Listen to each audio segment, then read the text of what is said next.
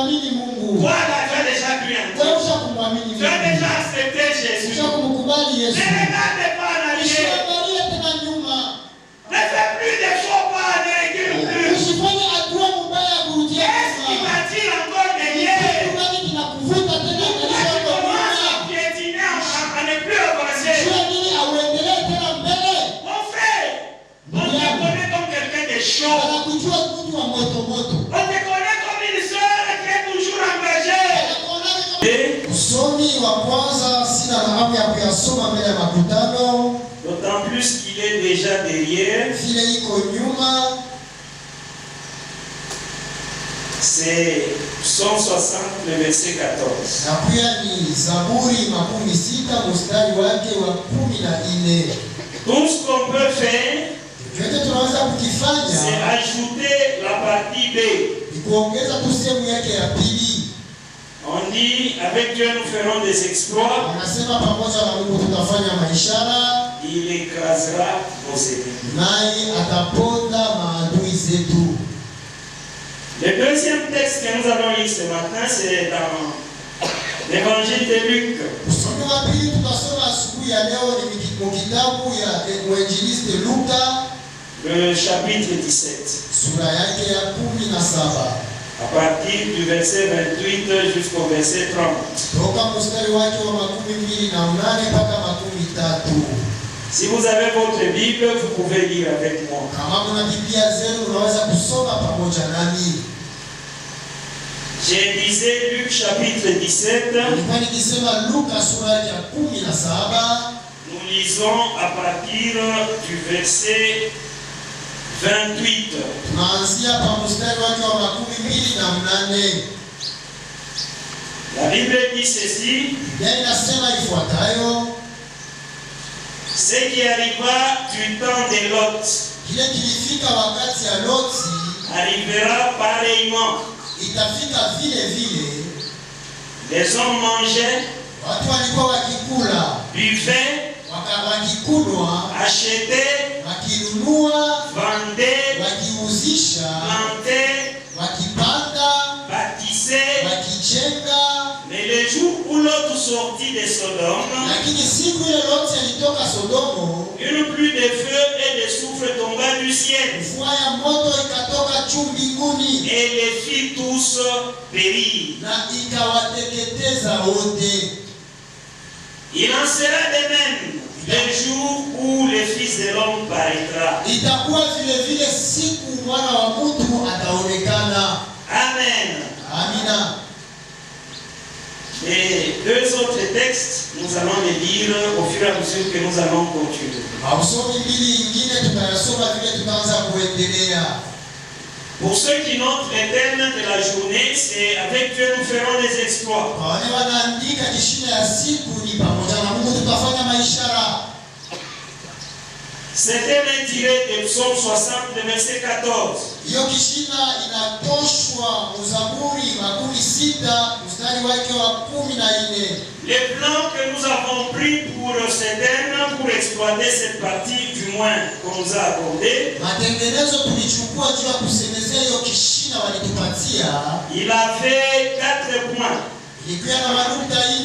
Le premier point, c'était le rappel sur le mot-clé. Nukta ya kwanza ilikuwa ni ukumbusho juu ya matamko ya katikati. Le mot-clé de notre thème. Matamko ya katikati ya kishina chetu cha mwaka. Le deuxième point, nukta ya pili, c'est dans quelles circonstances David a proclamé ces paroles. Majira gani Daudi alitangaza hiyo misemo. Le troisième point, nukta ya tatu, c'était les exploits de Dieu avec les ancêtres de David. Ilikuwa ni maishara pamoja na Mungu na mababu wake Daudi. Et le quatrième point, nous l'avons abordé, il parlait du livre même de Psaume. Nukta yake ya 4 tuliyasemezea inatazamia hata kitabu yake ya Zaburi. Je suis appelé à dire quelque chose sur ce qui a été dit en semaine avant d'aborder ce que je pensais dire pour aujourd'hui. Inakazishwa kukumbusha yale tuliyasemezea mjuma mbele nianzishe mjumbe wetu ya asubuhi ya leo. C'est la culture ici chez nous. C'est aussi bien pour ceux qui ratent les enseignements au courant de la semaine. Comme ça, ils peuvent aussi avoir une idée de plus que succès de ce qui a été dit.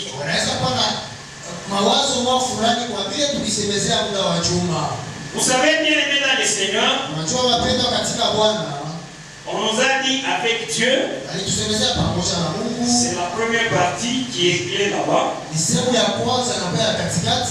Nous ferons deuxième partie, les exploits, troisième partie. Nous nous sommes dit avec l'enseignement que nous avons suivi avec Papa Kainda et Papa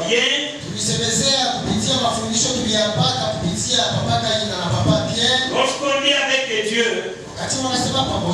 on voit c'est Jéhovah Jireh, Jéhovah Rapha, c'est El Shaddai Elohim, tout ce que Dieu est, comme celui qui pourvoit, comme le tout-puissant, le plus fort, comme celui qui guérit, celui qui peut vaincre tous les ennemis. Avec lui, ça signifie qu'on bénéficie de ce qu'il est. Quand on a dit nous ferons, il s'agit de construire,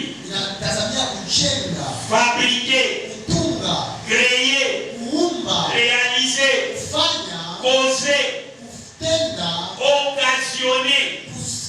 Quand nous ferons des exploits, ça signifie que nous pouvons occasionner.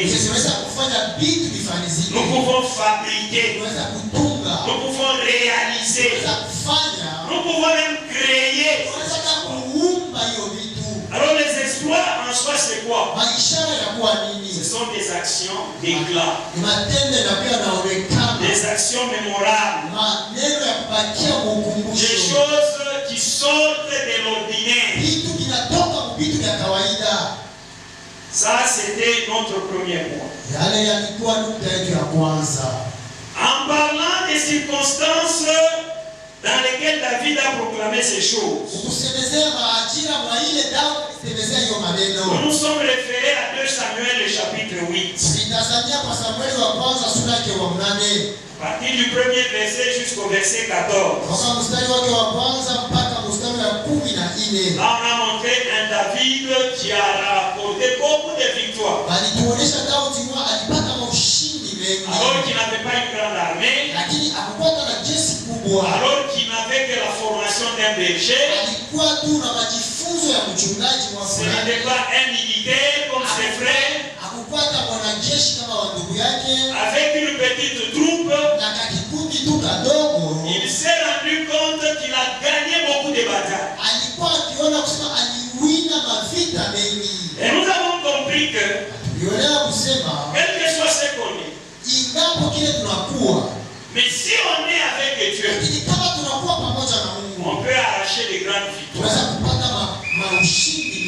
Amen.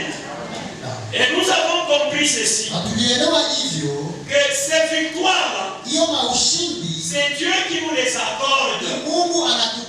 Ça ne dépend pas de notre force. Ça ne dépend pas de nos capacités. Ça ne dépend pas de la formation reçue. Et nous pouvons arriver à avoir de grandes victoires. Alors, les exploits de Dieu avec les ancêtres de David.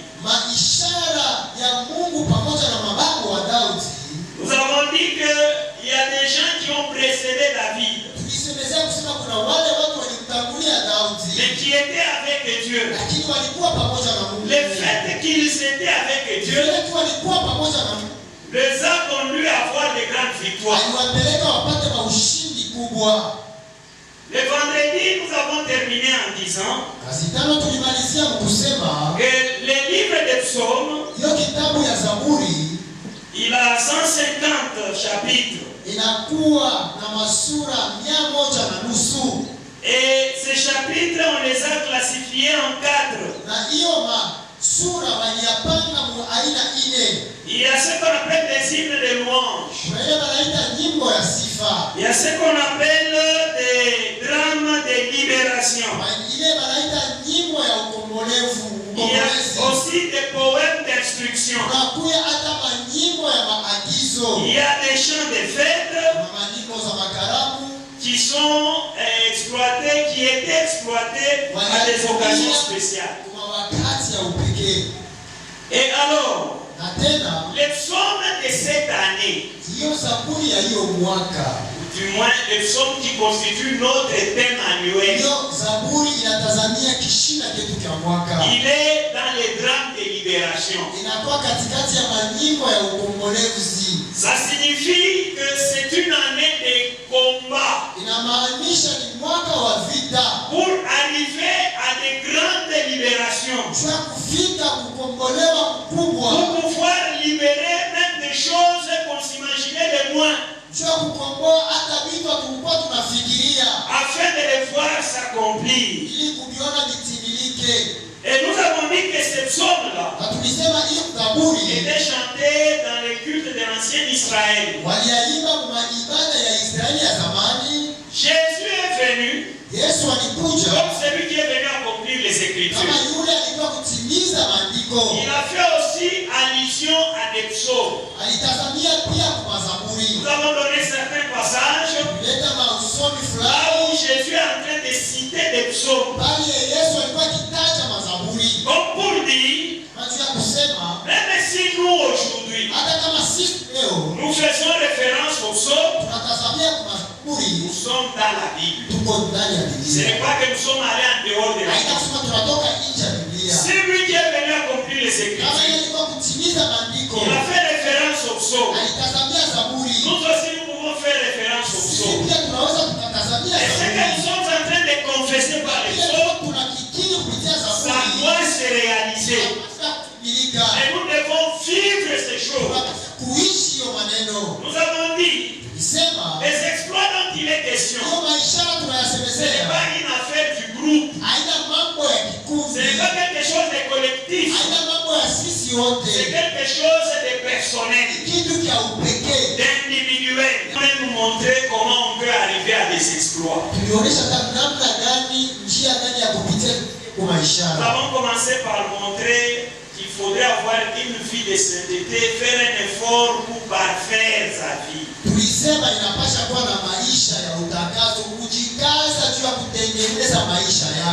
avons demandé que les gens puissent avoir la culture de jeûner et de prier. Jeûner réellement.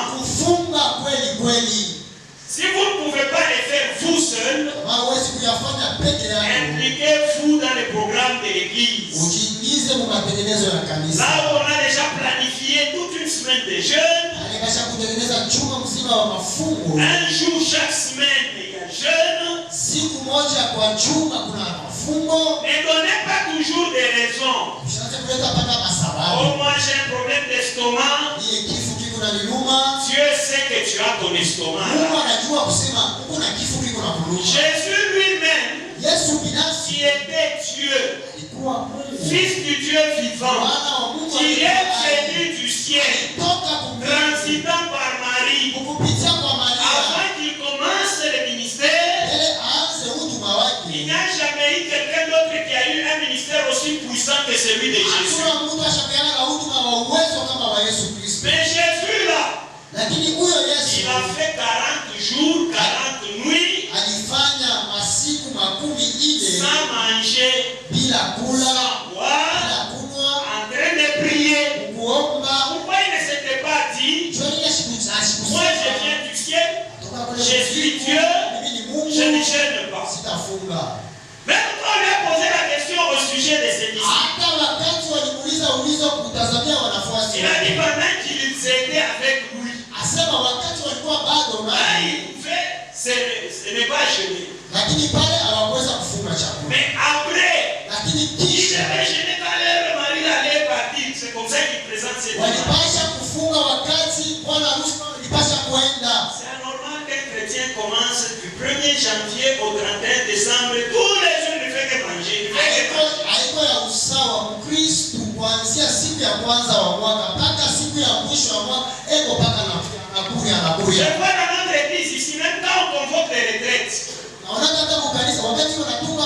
des différents groupes. Vous ne voyez pas les jours où on a planifié les jeunes à cercle. Dès le premier jour de la retraite, on mange. Et puis on réclame même à l'église qu'on n'a pas suffisamment de nourriture dans la retraite. Vous ne pouvez pas servir Dieu sans vous imposer des ascèses, des disciplines. Alors nous avons insisté sur bien d'autres choses. Ça c'était au courant de la semaine. Est-ce qu'on peut acclamer très bien notre Seigneur? Je voudrais que tu ne puisses pas dormir. Parce que je sens que tu es en train de dormir. Alors aujourd'hui nous venons de lire un texte. Je suis toujours dans les thèmes. Avec Dieu nous ferons des exploits. Les textes que nous avons lus,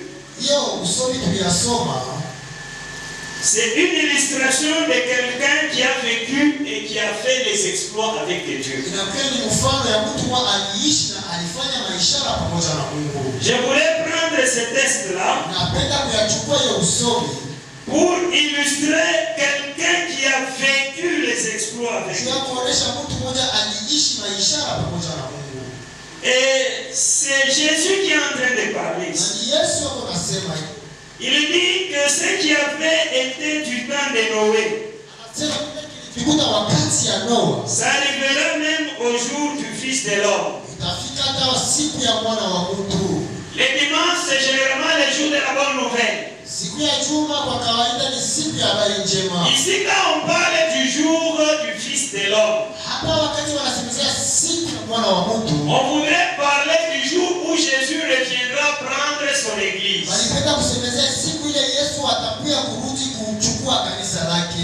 Parce que Jésus a dit, je m'en vais vous préparer une place.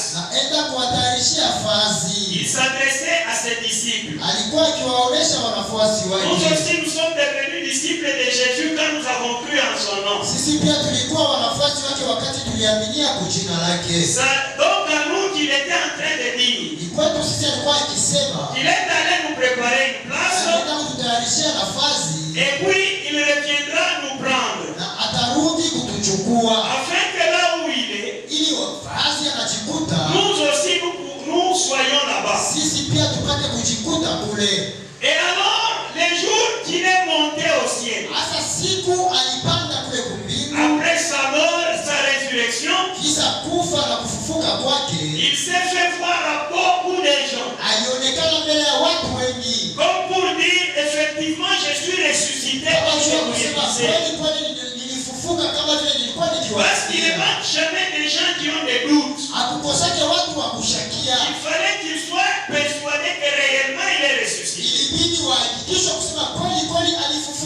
Bien qu'en mourant à la croix, il y avait des tombes qui se sont fendues, les saints qui étaient morts, qui se sont réveillés, qui sont partis.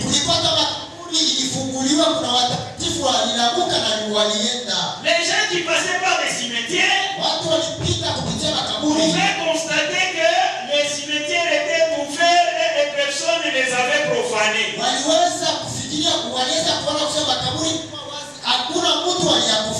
Ceux qui étaient là-bas étaient partis. Mais les gens n'étaient toujours pas convaincus.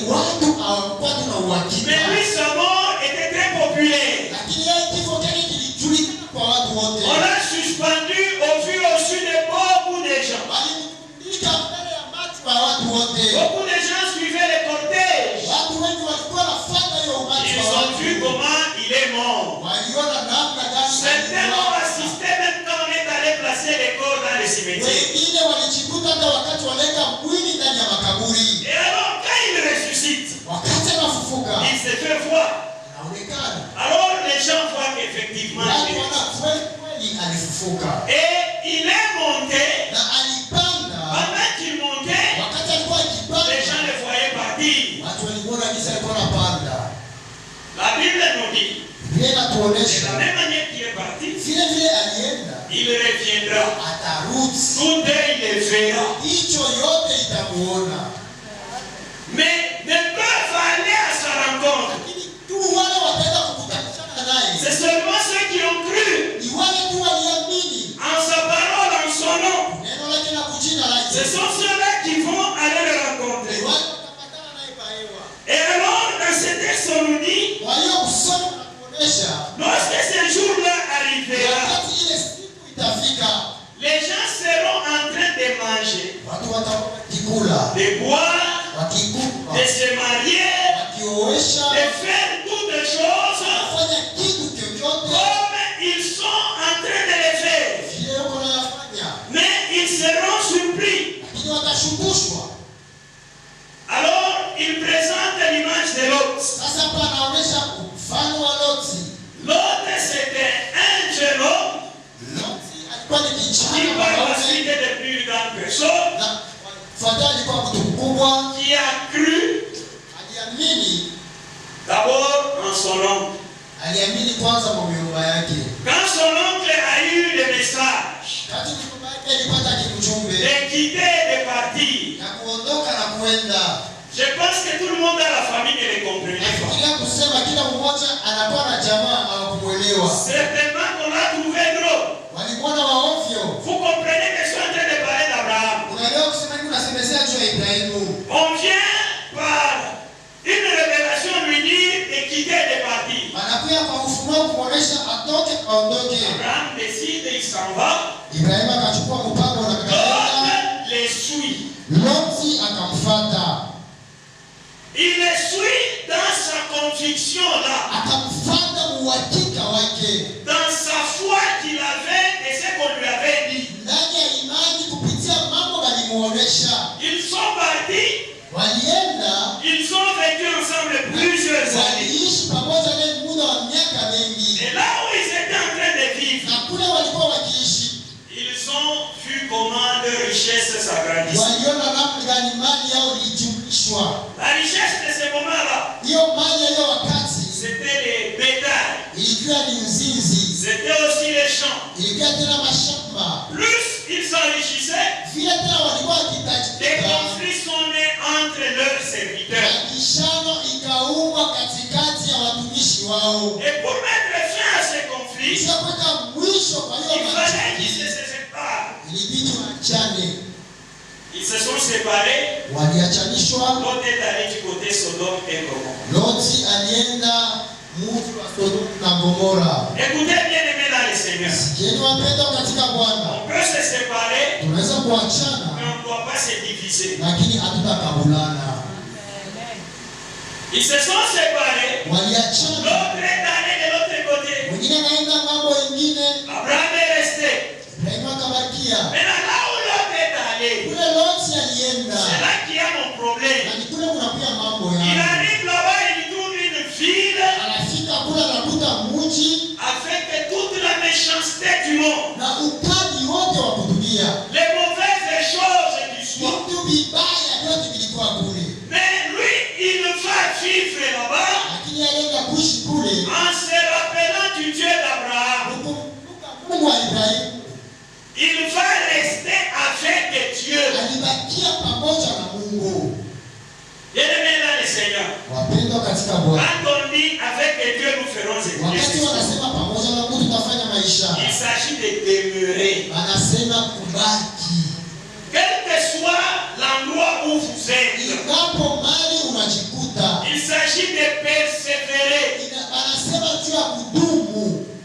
Même si les moyens te permettent aujourd'hui d'aller sous d'autres cieux, vous allez, je ne sais pas dans quel pays du monde, où tous les gens que vous trouvez là-bas ne te connaissent pas. Ils ne connaissent pas ton identité chrétienne. Toi, garde la foi. N'est-ce pas qu'on est en train de dire que cette année c'est une année des exploits? Dans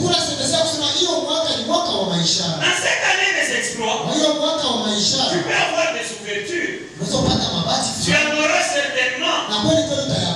Toi qui cherches les passeports, ou toi qui cherchais les passeports, que tu n'avais toujours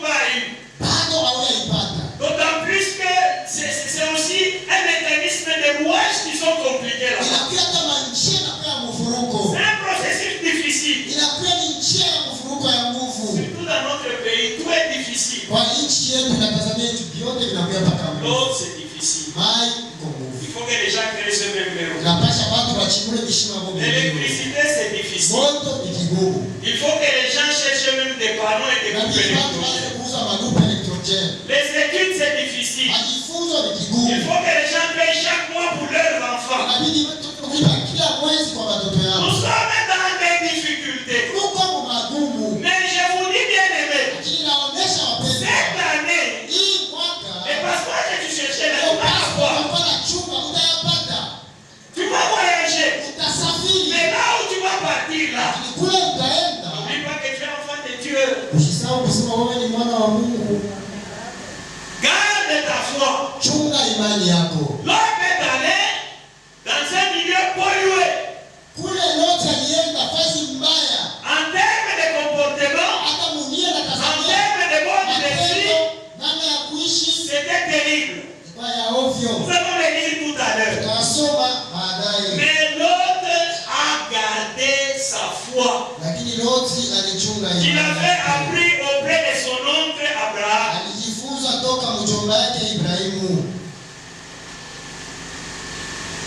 On dit que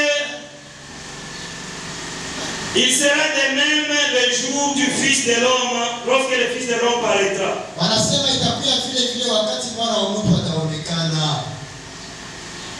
Je voudrais que nous puissions lire un texte dans l'Ancien Testament.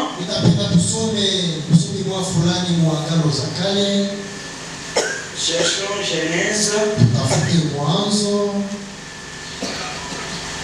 le chapitre 19.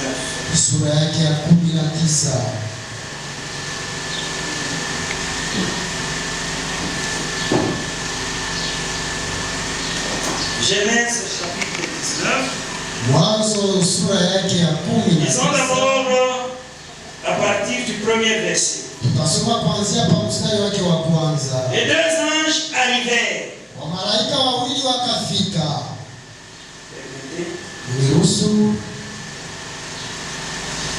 Les deux anges arrivèrent à Sodome sur le soir. Et l'autre était assis à la porte de Sodome. Quand l'autre les vit, il se leva pour aller au-devant d'eux. Et se prosternant la face contre terre. Ce qu'il avait fait là, c'est ce qu'il avait vu faire dans la maison d'Abraham. Chez eux, quand ils voyaient les étrangers, ils les approchaient, ils les accueillaient. En approchant les étrangers, en les accueillant, la Bible nous dit que c'est comme ça que les gens ont même logé des anges chez eux.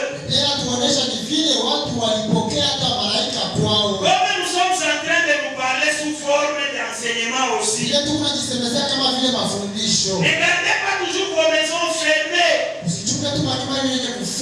Sans hospitalité vis-à-vis de tierces personnes. Il y a des gens qui sont durs. Vous restez pas seulement quelqu'un simplement. Même écoutez juste ce que la personne voudrait dire. Même s'ils ont écouté, servir quelque chose, c'est un problème. Il y a des mamans qui n'aiment jamais rester avec d'autres personnes. Je continue. Oui, il dit, voici mes seigneurs rentrés. Je vous prie dans la maison de votre serviteur. Et passez-y la nuit. Écoutez bien aimé dans le Seigneur. Il les reçoit. Il ne savait pas pourquoi ils venaient. Ces gens-là, quand ils sont venus, ils étaient déjà avec Abraham. Ils ont parlé avec Abraham. Et ils lui ont dit qu'ils allaient pour une mission de destruction de Sodome et Gomorrhe. Pourquoi on devrait détruire Sodome et Gomorrhe? Parce que là-bas, le péché avait atteint son comble. C'est comme dans le temps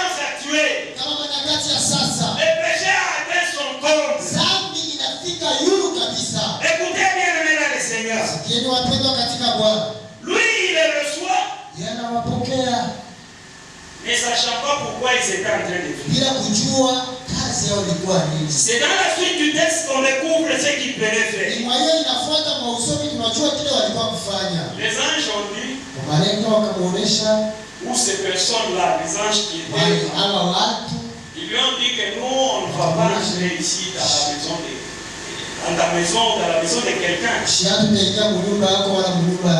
C'était tellement souillé qu'ils ne voulaient pas entrer chez quelqu'un. S'ils sont entrés chez l'autre, c'est sur l'insistance de l'autre. Pour recevoir les gens, il faudrait insister. Il ne faut pas qu'il dise approcher. La personne se gêne un peu, elle a un peu honte de vous arrête. Les gens ne mangent pas chez toi parce que tu n'insistes jamais. Même ta façon d'approcher les gens à la table, c'est des façons qu'ils refusent et qu'ils ne mangent pas. C'est comme ça que toi tu approches. Lui, il a tellement insisté. Et son insistance a fait que bien qu'il ne voulait pas entrer, il était obligé d'entrer. Mais son insistance, c'était aussi connaissant les milieux là où il vivait. Dans le verset 3, on dit l'autre le pressa tellement qu'il vint chez lui et entrait dans sa maison.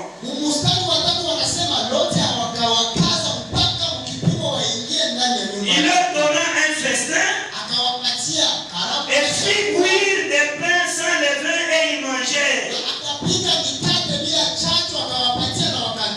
Quand les gens mangent, ça signifie qu'ils acceptent cette hospitalité. Ça signifie qu'il y a des relations qui se nouent. Et maintenant, écoutez la méchanceté des gens de ce milieu. Cette méchanceté pour laquelle Dieu décide de détruire. Écoutez bien, les seigneurs. Avec Dieu, nous ferons des exploits. Il écrasera nos ennemis.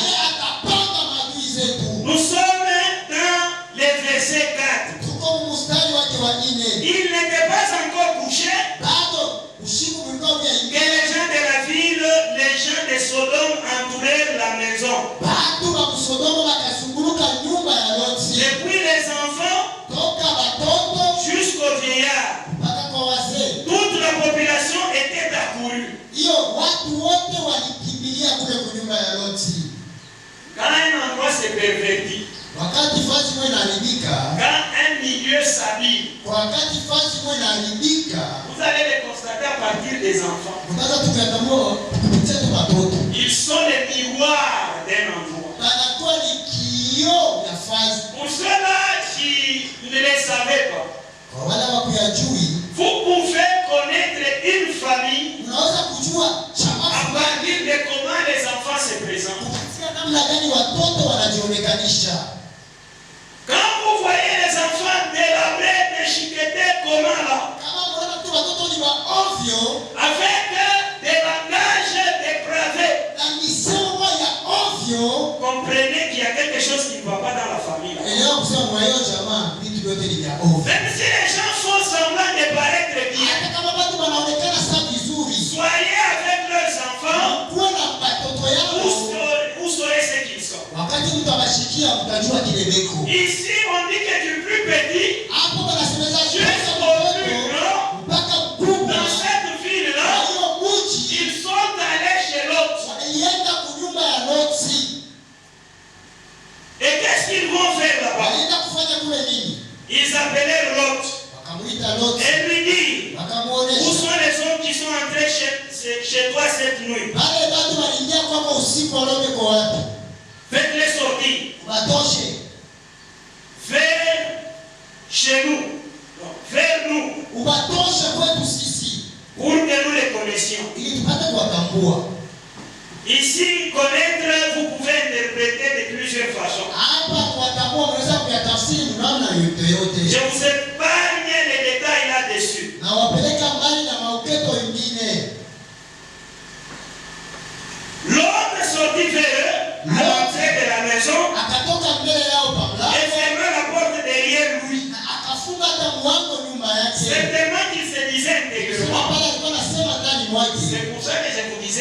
étranger là. Entrez chez moi. Parce que si vous étiez resté dans la rue, ces gens ici, ce qu'ils allaient faire de vous, c'est ce qui se passe maintenant dans le monde. Des hommes qui se marient à des hommes. Des femmes qui se marient à des femmes. Des gens qui répandent des drogues partout. Je vous assure, nous qui sommes dans le monde scolaire, nous souffrons avec les jeunes gens. Nous souffrons avec les jeunes filles. Vous voyez une jeune fille qui se met à l'école avec des liqueurs fortes dans son sang. Une jeune fille. C'est même pas un garçon.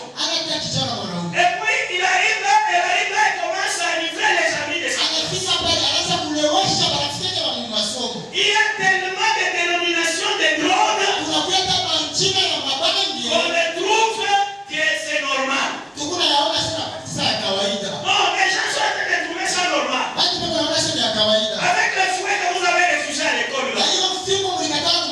Au nom des droits de l'enfant, au nom des droits des femmes. Les enfants sont en train de se pervertir, vous n'avez pas idée.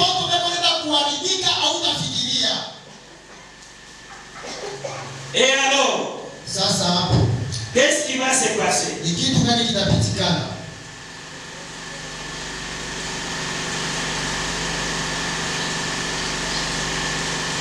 J'ai perdu le texte, il est allé. Genèse 19. Nous avons commencé au premier verset. Nous étions au verset 5. Ils viennent pour réclamer qu'on fasse sortir ces gens-là. Pour qu'ils fassent du mal à ces gens. Et le mal qu'ils veulent commettre n'est pas différent de ce que nous sommes en train de voir dans ce monde qui s'est perverti. Mais l'autre, lui, est attaché à Dieu. Il ne veut pas que cela arrive. Et alors, qu'est-ce qu'il dit? Il voudrait sacrifier ses filles au profit de ces étrangers. Voyez quel degré il a d'attachement à Dieu. Il voudrait que les étrangers soient sauvés, mais pourvu que, même si ces enfants peuvent être sacrifiés, il n'est pas dans le principe des communs des mortels qui disent sheria ya mgeni ni kupikiwa. Le droit d'un visiteur, c'est d'être fouetté. Quand il est en train de les protéger, ces gens commencent à essayer de violence vers lui. Mais les anges, ça se fait voir dans sa vie. La Bible nous montre que ces gens-là ne pouvaient plus retrouver la porte. Et quand on venait pour violenter l'autre, c'est eux qui le prennent et qui le retournent dans la maison. Les exploits que nous pouvons vivre, c'est aussi la protection de Dieu dans nos vies.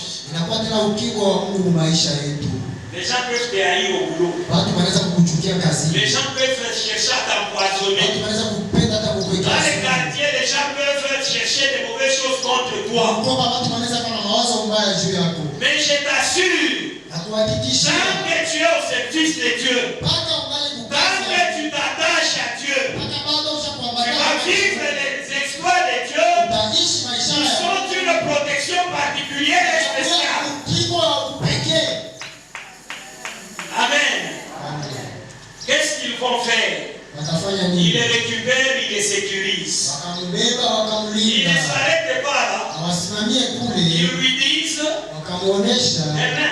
C'est là maintenant qu'il lui révèle la vérité. Nous sommes venus pour détruire cette vie. Il n'y a rien qui va rester ici. Même ce qu'ils Laissez-les faire ce qu'ils ont à faire. Vous savez quand vous voyez les gens faire du mal, en train de se glorifier, de gonfler. Quand vous leur avez parlé, ils n'ont pas compris.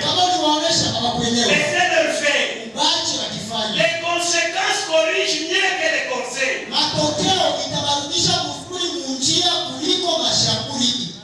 Amen.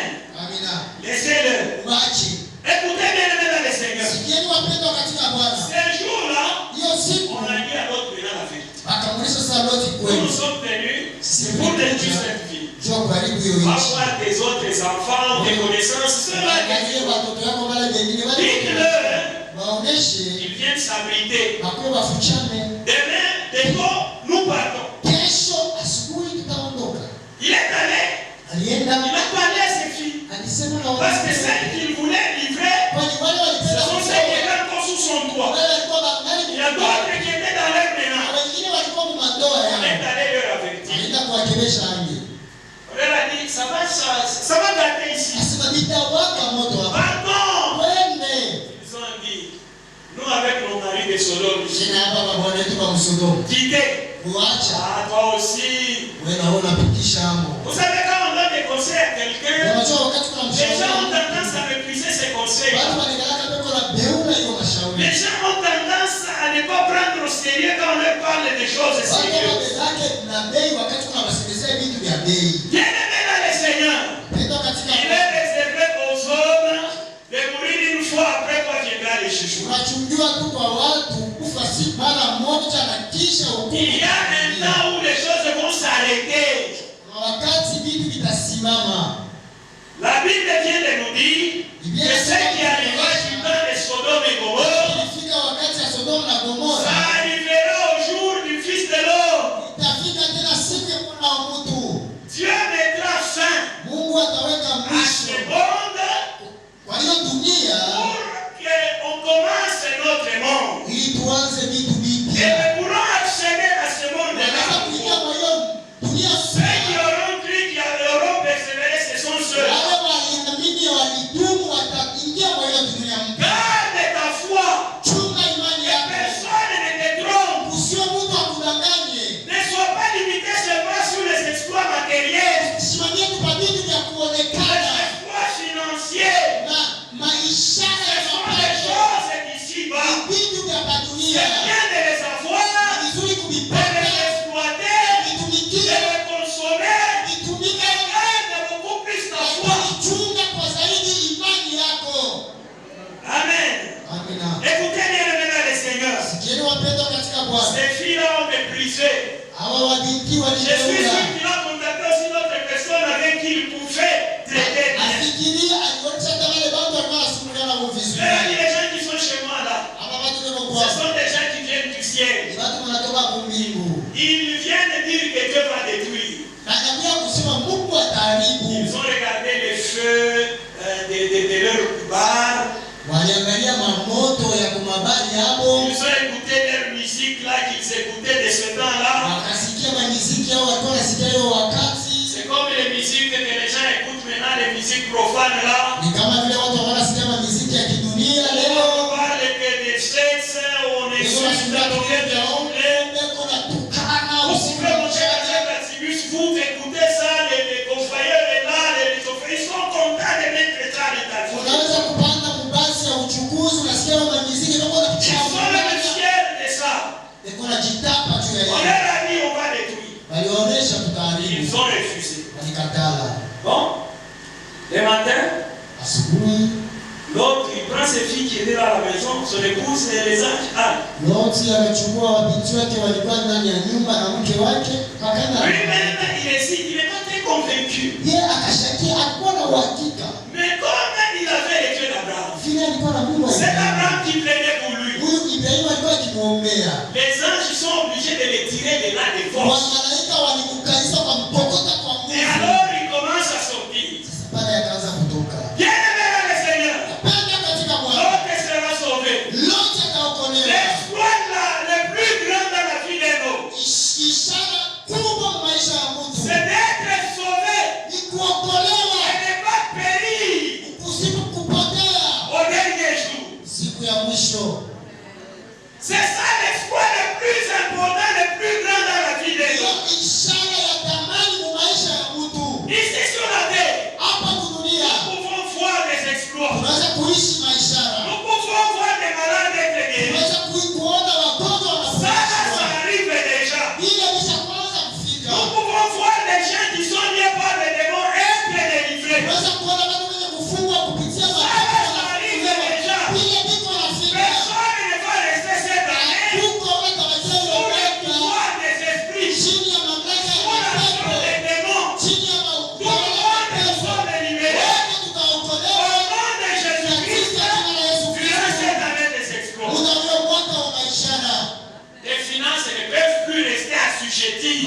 mapato yako haitatawaliwa tena.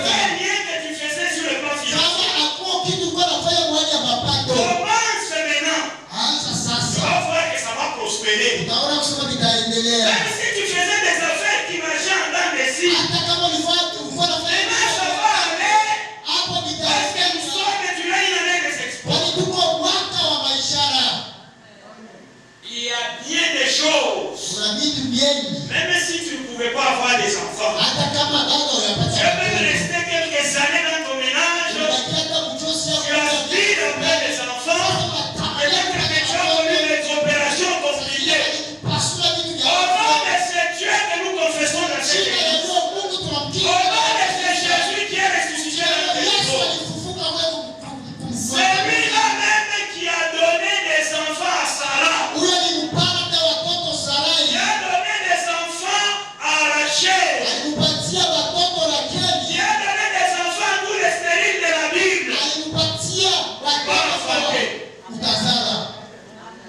Mais je te dis, l'exploit le plus important, le plus grand, c'est d'être sauvé le dernier jour. Si vous lisez ce texte, vous allez voir que l'autre sort. Il est en compagnie de ses deux filles. Il est en compagnie de son épouse.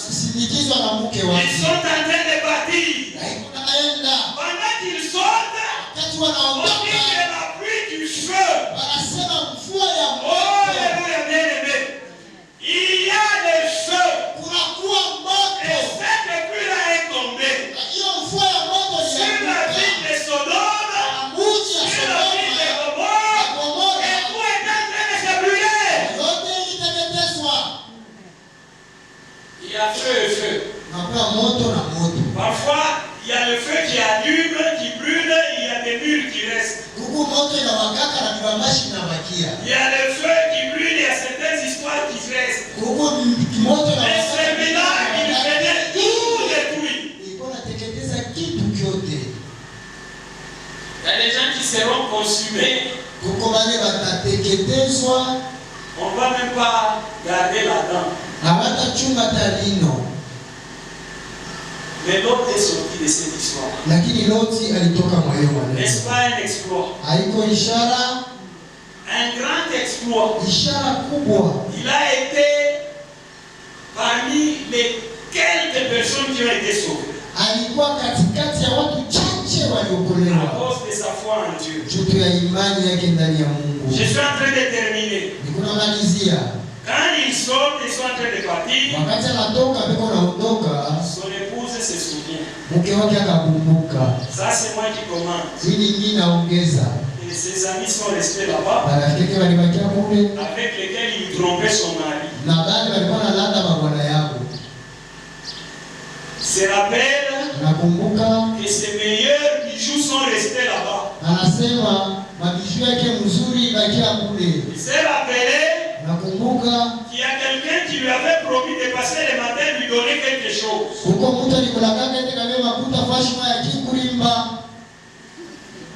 Alors il s'est dit, je regarde d'abord. Quand il se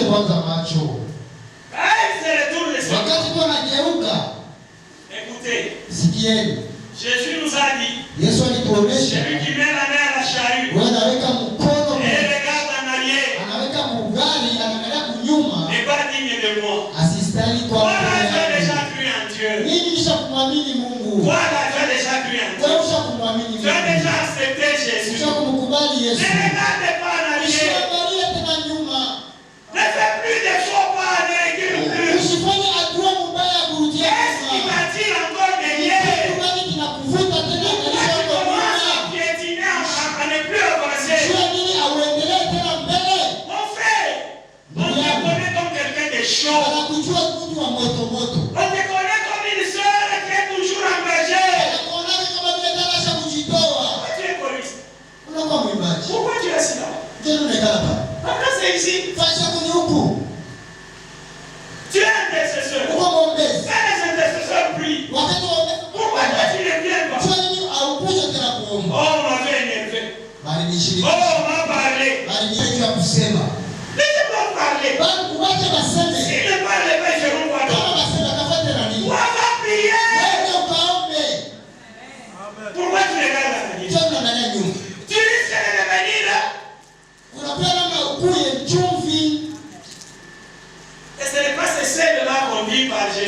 C'est l'esprit du monde.